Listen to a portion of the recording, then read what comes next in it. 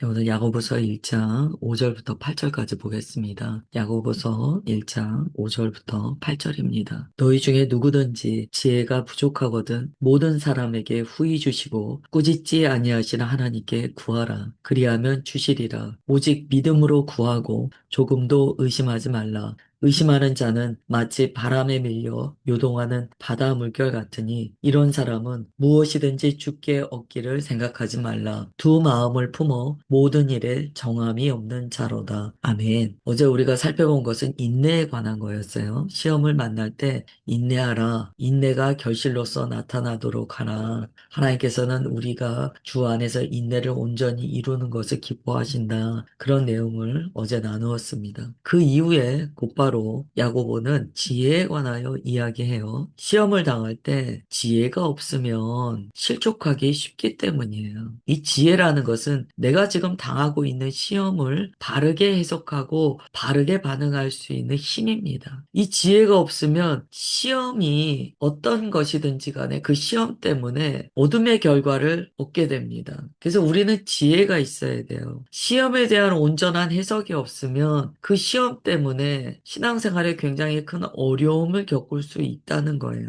우리가 시험을 당할 때 마음에 드는 생각은 빨리 좀 이 시험이 지나갔으면 좋겠다. 빨리 해결됐으면 좋겠다입니다. 그러나 성경은 그 일이 빨리 해결되기를 원하기 전에 지혜를 구하라 라고 가르쳐 주세요. 사람이 같은 시험을 당하더라도 지혜가 있으면 믿음으로 반응합니다. 근데 지혜가 없으면 원망으로 반응하고 실족하고 문제가 생기게 돼요. 같은 시험을 겪어도 지혜가 없으면 하나님을 오해한다는 거예요. 그런데 똑같은 시험을 겪는 어떤 사람은 그 시험을 통하여 하나님을 더 깊이 알게 된다는 거예요. 결국 이러한 결과의 차이, 반응의 차이가 어디서 오는가? 지혜에 있다는 거죠. 5절은 그래서 이렇게 말씀합니다. 너희 중에 누구든지 지혜가 부족하다면 모든 사람에게 후하게 주시고 꾸짖지 아니하시라 하나님께 간구하라는 거예요. 그러면 주신다는 거예요. 결론은 뭐냐면 시험을 당할 때마다 내가 해석을 잘못해서 오해해서 그 시험 때문에 내가 도태되거나 실족하게 된다면 하나님께 지혜를 구하라는 거예요.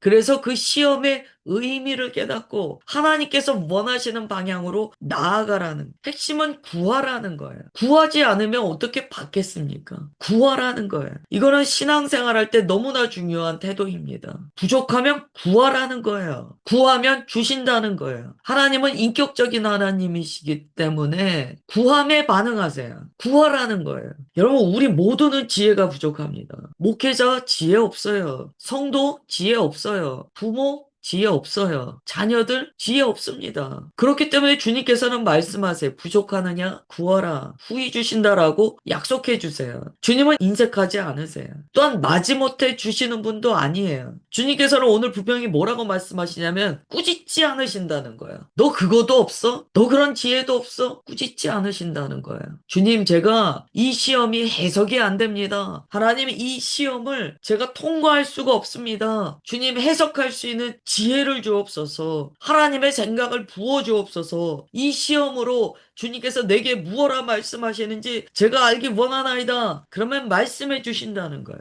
아브라함이요. 어떻게 이삭을 제단 위에 바치는 자리까지 나아갔을까요? 히브리서는 말씀합니다. 아브라함은요. 설사 아들을 죽인다 하더라도 주님께서 반드시 다시 살리신다는 것을 믿었다는 거예요. 그러면 그 믿음이 어디 왔습니까? 자기의 추측입니까? 자기의 신학적인 지식입니까? 아브라함이 어떻게 그런 생각을 할 수 있었습니까? 하나님의 지혜예요. 하나님의 지혜를 받았다는 거예요. 그러면 그 하나님의 지혜를 어떻게 받았습니까? 구했다는 거예요.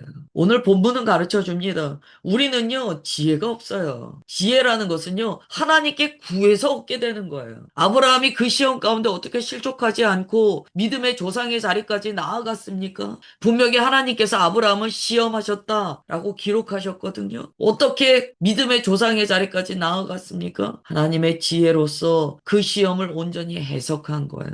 우리는 그 내막을 다 알 수는 없습니다. 성경은 그것을 묵상의 영역으로 남겨놓은 남겨놓았어요. 성경 하나님께서 하실 일로 남겨놓았어요. 우리는 내막은 몰라요. 그러나 알 수 있는 것이 있어요. 성경에 기록된 바 아브라함은 자기 판단으로 결론 내린 것이 아니고 하나님의 생각, 하나님의 지혜를 얻었다. 그것으로 말미암아 그는 복음적인 결론을 내렸고 그 시험을 시험으로 받지 않고 이삭을 데리고 제단 위에 오르는 순종까지 나아가게 되었다. 만약에 하나님께서 간구하는 자에게 지혜를 주지 않으시고 무조건 시험을 이겨라 라고 하신다면 우리가 그동안 알았던 하나님과 그런 하나님은 너무나 다르죠. 여러분, 하나님은 절대 그런 하나님이 아니에요. 간구하는 자에게 지혜를 주시는 하나님이에요. 그러므로 시험을 당할 때 지혜를 구하라는 거예요. 여러분, 오늘 중요한 말씀이에요. 하나님, 이 시험에 담긴 뜻이 무엇입니까? 그 지혜를 통하여 주님께서 우리에게 그 모든 시험을 복음 안에서 풀어주십니다. 이게 무슨 일인지 주님께서는 꾸짖지 않으세요. 그렇게 지혜를 구하는 자를 기뻐하세요. 그리고 오히려 꾸짖지 않으시고 후하게 주신대요. 우리가 먹을 게 없어요. 하나님께 쭈뼛쭈뼛 나아갑니다. 주님, 쌀을 좀 주십시오. 그러면 주님께서는 주께로 나와 간구하는 자를 기뻐하사 그 쌀을 주시는데요. 누르고 넘치도록 풍성히 주신다는 거예요. 오늘 그 지혜를 그렇게 구하시는 우리 모두가 되시기를 주 예수님의 이름으로 축원합니다. 6절은요. 그런데 한 가지 조건을 붙여요. 오직 믿음으로 구하고 조금도 의심하지 말라. 그 얘기는요. 안 주실 거야.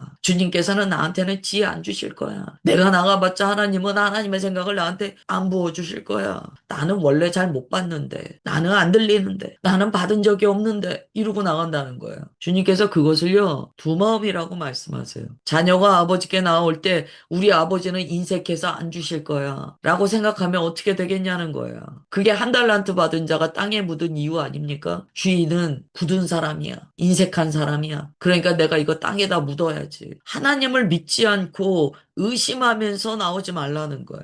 하나님의 성품을 믿고 하나님께서 내게 지혜 주시기 원하시는 하나님이시라는 것을 믿고 의심하지 말고 나아오라는 거야. 의심한다는 것은요. 요동한다는 거예요. 갈대처럼 흔들린다는 거예요. 이 주유소 앞에 보면 바람 인형이 있습니다. 그 바람 인형 손에 무언가 쥐어주려고 한번 해보세요. 바람 인형 손에다가 뭔가 주고 싶어요. 어떻게 줍니까? 도무지 흔들려서 그 손에 뭘 쥐어줄 수가 없어요. 주님께서 그래서 말씀하시는 거예요. 믿음으로 구하고 의심하지 말라. 왜 바람에 밀려 요동하는 바다 물결 같이 그렇게 주님께 나아오느냐? 왜 하나님을 믿지 않고 바람 인형처럼 하고 나아오느냐? 믿음으로 나오라는 거예요. 그러면 이 믿음이 어디서 생깁니까? 주님, 저는 지혜가 없사오니 주님만 의지합니다. 라는 자기 불능의 상태를 고백할 때 주님께 간절히 나오게 됩니다. 우리가 왜 주님 앞에 믿음을 가지고 전적인 신뢰로 나아가지 못하는가? 나한테 믿을 구석이 있어서 그래요. 내 판단에 오름이 있으면 굳이 주님 생각 구하지 않습니다. 내가 생각할 때는 이게 답이야. 그러면 주님 생각 구하지 않아요. 다르게 표현하면 야고보가 이야기한 것처럼 주님의 지혜를 구하지 않아요. 내 결론이 있으니까. 8절에 두 마음을 품어 모든 일에 정함이 없는 자다라고 이야기합니다. 이거는 성격이 우유부단하다는 게 아니에요. 성격의 우유부단함이 아니고요. 믿음 안에서의 두 마음이에요. 우리가 성격이 좀 약하면 우유부단하다고 합니다. 믿음 안에서 주님께서 아이고 네가 우유부단하구나 어떻게 하니 이렇게 하지 않으시고요. 너는 두 마음을 품었다라고 가르쳐 주세요.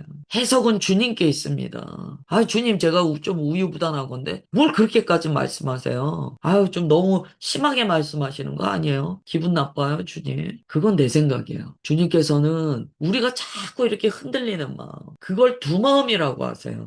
우리가 성경에서 두 마음 품지 말라 얼마나 두렵게 그 말씀을 받습니까? 내 신앙 안에서 내가 막 흔들릴 때요. 그걸 너무 가볍게 생각하는 경향이 있어요. 오늘 야고보는 이야기해요. 그게 두 마음을 품어 정함이 없는 상태라는 거예요. 정함이 없다라는 것은 결정력이 약한 거예요. 두 마음이 있으면 결정력이 약하다는 거예요. 신앙 안에서요. 주님께서 무언가 말씀을 주시면 그 즉시 순종하고 결정하는 사람들이 있습니다. 그 사람들은요. 모든 일에 정함이 있는 자예요. 그런데 주님께서 말씀하셔도 결정이 안 나는 경우가 있어요. 주님께서 말씀하셔도 심지어는요, 몇 년이 흘러도 결정이 안 나요. 아, 주님께서 몇 년 전에 나한테 그렇게 말씀하셨는데 나는 아직도 모르겠어. 나는 아직도 마음에 이게 결론이 안 나. 가슴 아프지만 오늘 주님의 말씀에 따르면 그게 두 마음을 품은 자예요. 저는 우상 숭배는 안 해요. 교회 잘 다녀요. 그런데 주님께서 말씀하세요. 그게 두 마음이야. 도무지 순종되지 않는 그것이 두 마음이야.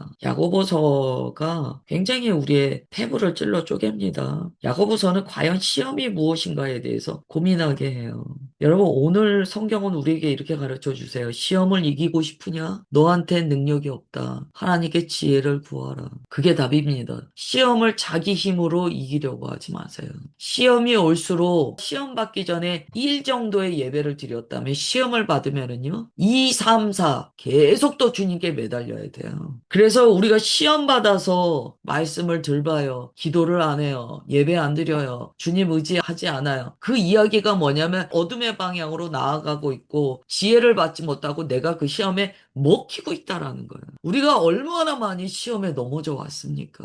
얼마나 많이 그 시험 때문에 허송세월 해왔습니까? 성경은요, 답을 주세요. 시험은 주님께 나아가 지혜를 얻어 해석받고 인내로서 이기는 것이다. 그것 외에는 답이 없다. 사람 안에는 시험을 이길 힘이 없다. 하나님께서 주시는 지혜는요, 처세술이 아닙니다. 그 상황을 모면하는 기술 아니에요. 하나님의 지혜는요, 정면 돌파합니다. 그런데 사람이 생각해낸 꾀는요, 모면하려고 해요. 처세술을 갖고 옵니다. 자기 방식으로 이걸 어떻게든지 빠져나가 보려고 해요. 하나님의 지혜를 받은 사람은요, 시험 중에도 얼굴이 빛납니다. 왜요? 이 시험은 나를 넘어뜨리는 것이 아니요. 하나님께서 내 믿음을 자라나게 하시려는 주의 뜻이기 때문에 얼굴에 빛이 나요. 시험을 이기는 맛을 알아요. 다릅니다. 예수님의 형제 야고보는요, 흩어져 있는 성도들에게 이 편지를 보냈어요. 시험거리가 많으니까.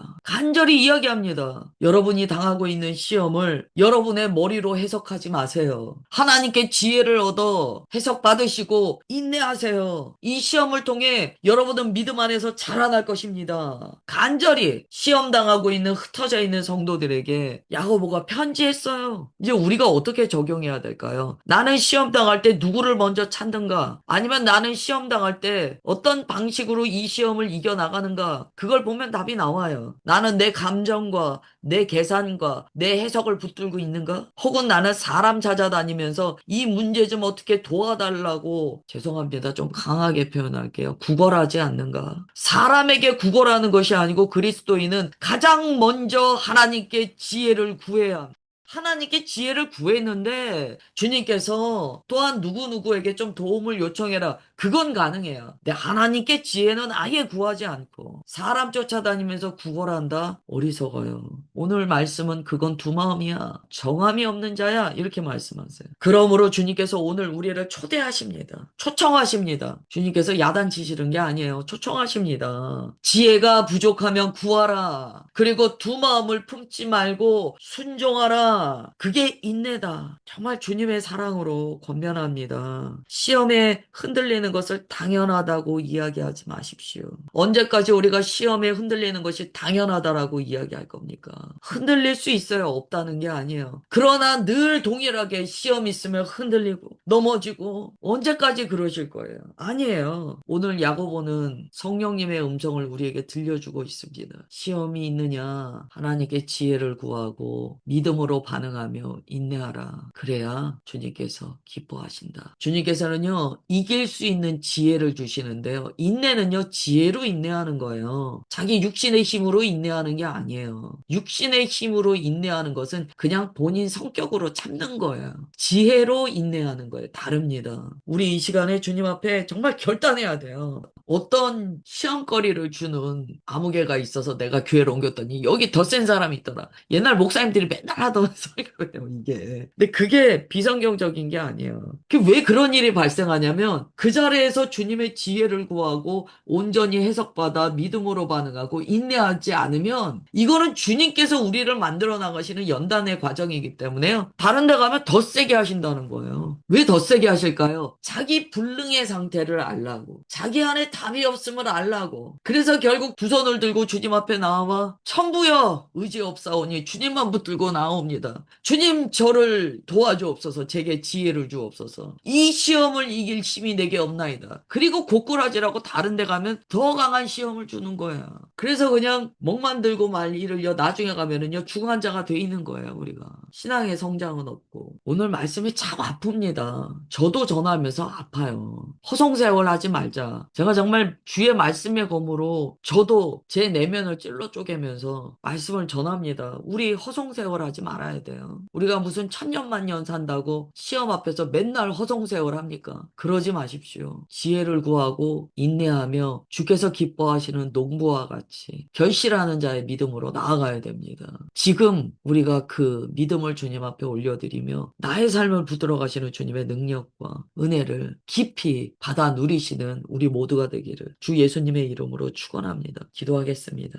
지혜를 후히 주시는 하나님 아버지, 우리가 시험을 만날 때 나의 생각과 감정에 끌려다녔던 것을 고백하나이다. 주님 용서하여 주옵소서. 오늘 말씀을 따라 시험의 때 먼저 주님께 지혜를 구해야 한다는 것을 가르쳐 주셨사오니 오직 나는 아무것도 할 수 없는 불능의 상태라는 것을 인정하며 주님 앞에 나아가게 하옵소서. 우리의 연약함과 부족함을 주님 앞에 숨기지 않겠습니다. 우리를 꾸짖지 아니하시고 간구하는 자에게 후히 넘치도록 주시는 주님의 지혜를 간구하나이다. 믿음으로 반응하겠습니다. 두 마음을 버리고 흔들리는 상황 속에서도 오직 주님만 바라보는 믿음으로 반응하기로 결단하나이다. 주님 우리를 붙들어 주옵소서. 하나님 시험으로 말미암아 갈림길이 있을 때마다 하나님의 지혜를 더하여 주시고 주님의 뜻에 따라 이 시험을 해석해 나아가는 성숙한 주님의 자녀 되게 하여 주옵소서. 오늘 말씀을 함께 나눈 모든 주의 자녀들에게 그 지혜를 부어주시며 주님 안에 결실하게 하여 주시는 것을 믿사오며 사랑하는 주 예수 그리스도의 이름으로 기도드리옵나이다. 아멘.